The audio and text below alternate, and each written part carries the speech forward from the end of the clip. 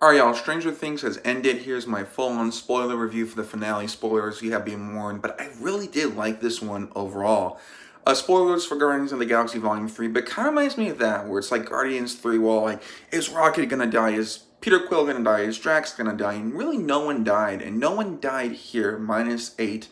But everyone lived, and I kind of like that. You know, everything that everyone's been through, I'm glad that everyone kind of has a happy ending for me. It kind of just makes kind of a nice ending bow. I like how kind of, the full four, I guess, adults here have their ending on the rooftop. That was really nice. Steve becoming a coach, which I thought that was a cool little idea. Joyce and, Hopper getting married is really nice. Happy for Joyce. That moment she had with Vecna, killing Vecna. I like how she was the one to do it. I'm like, yes, great moment. But I especially love how it ends for kind of the four main kids, how they finish up the D&D campaign.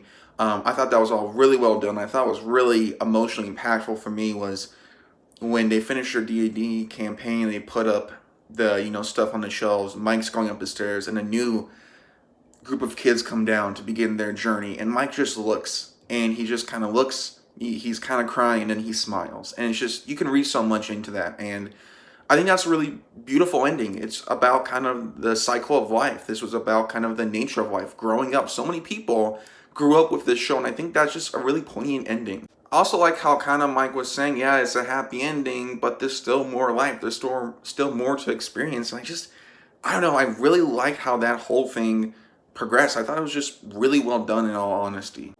In terms of complaints, the whole final Vecna fight was a bit underwhelming. Like I said, Joyce killing him was cool, but the final fight could have been better. I'm not super disappointed. It was solid, but it wasn't amazing. But that's not a huge negative for me.